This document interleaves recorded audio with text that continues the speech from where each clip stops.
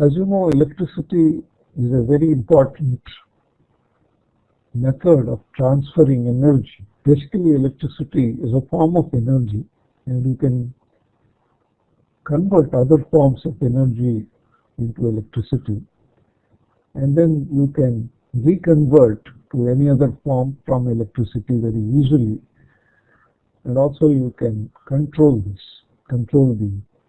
the conversion, and that's why electricity is a very popular energy carrier. Energy is basically takes energy from one place to another place with very little loss of energy. No other form of energy can be taken over such large distances except perhaps light. Therefore, electricity is a very efficient carrier of energy and can be easily converted to other forms. So can you tell me one thing, that which form of energy is usually converted to electrical energy? So you want to get electricity. So what is the form of energy which basically is you start with and then get electricity from that? Kinetic, yeah, kinetic or movement, you can also call it as mechanical energy. So same thing. Kinetic, yes. Potential and kinetic are very basic forms of energy. Under kinetic energy, you can use the actual kinetic energy by flowing of, from a river, say where water is flowing, that's kinetic energy, or you can use it from potential energy of stored water, which is converted to kinetic, and then electricity. Yes, chemical is a good example. And directly obtain electricity from chemical reactions. This is what we normally do. What else? See, kinetic energy is a very, very basic form, and you obtain it using many other forms. I expected the answer, at least thermal, from some of you, because mostly we burn fuels which release their thermal energy, and that we use to convert to electrical energy from in different phase, again through kinetic energy. It passes through the kinetic form. Steam, actually, okay, steam is simply a medium which transfers the energy. It's not a form of energy. Solar, yes, that's correct. So there are different ways in which some form of energy is converted to another form. Of course, it has to be obtained using a medium like water or steam. So that actually carries the energy, but the form of energy may be a movement, it can be steam, it can be thermal, it can be chemical, it can be nuclear, so they are all forms of energy. So that's the thing. And historically, distribution of electricity over a large scale over about 100 years old or 120 years old, though it started with the DC, that is direct current, which you get usually from a battery or a DC generator. But later on it was found that DC is not really feasible when you have to take large amounts of power from one place to another place, at least with the technology which was existing at that time. Energy was being generated, and directly it was being generated as a DC current, and that had problems. So later on, actually, AC systems were introduced, alternating current systems, and this was followed by what we now call as a three-phase AC system. I'll give an explanation of what three-phase AC is. And large-scale power generation became possible once we had this three-phase AC as a standard method of conveying or transmitting energy from one place to another place, and then also how to use this three-phase energy in various appliances like motors. So large-scale distribution is just about 100 years old now. Now, when you say electricity, it needs to be produced, and the production phase of electricity is through power generation, which actually means converting some other form of energy into electrical energy, and this is done using generators. And when you generate AC, they are also called as alternators. because they generate an alternating voltage. They're called as alternators. But that's basically, it means an AC generator. Now, the generation, once it is done, it needs to be taken. The energy needs to be transferred to other locations where it needs to be used, or where consumers of electricity are there.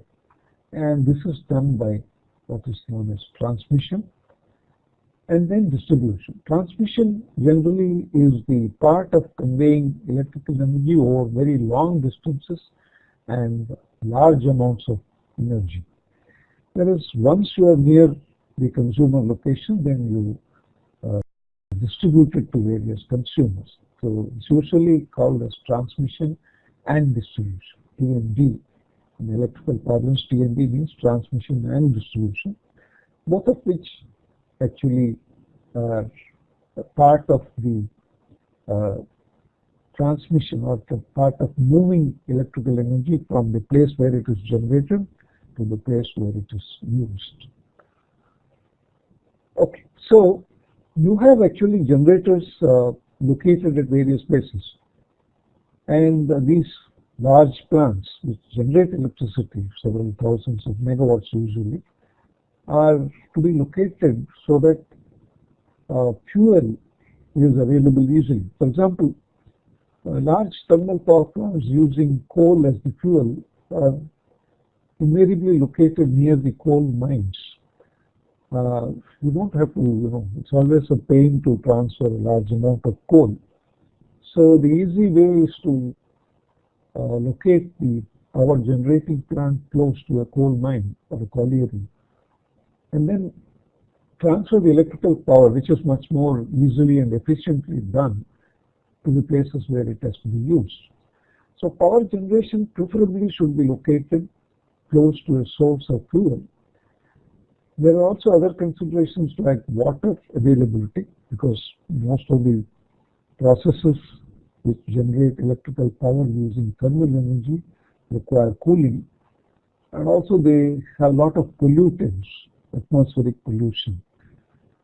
So these considerations mean that they have to be located in remote areas, well away from population centers, whereas the loads themselves, the electrical loads, are the highest in population centers.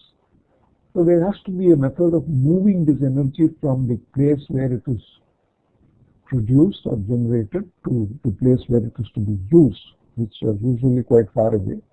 And this is why you require a power system. Power system is basically a combination of transmission, distribution, and generation of electrical power, and it connects the generating sources with the place of use, or with the users of electricity.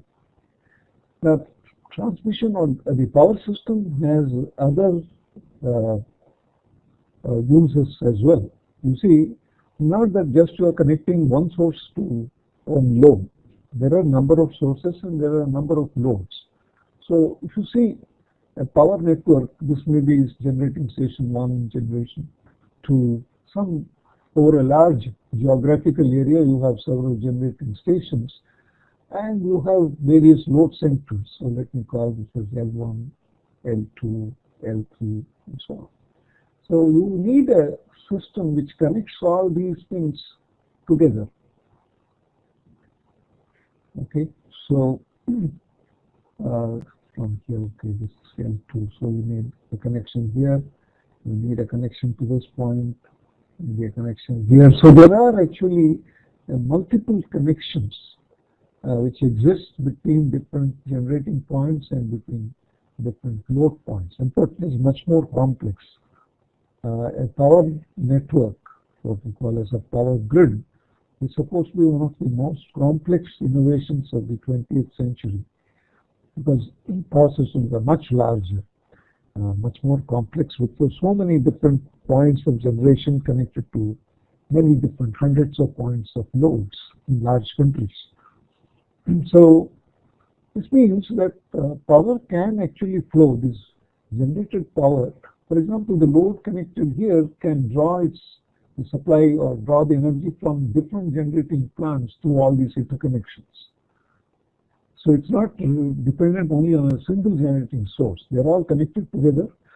The load just draws the requirement from the electrical grid, and the power can flow through different routes from different sources.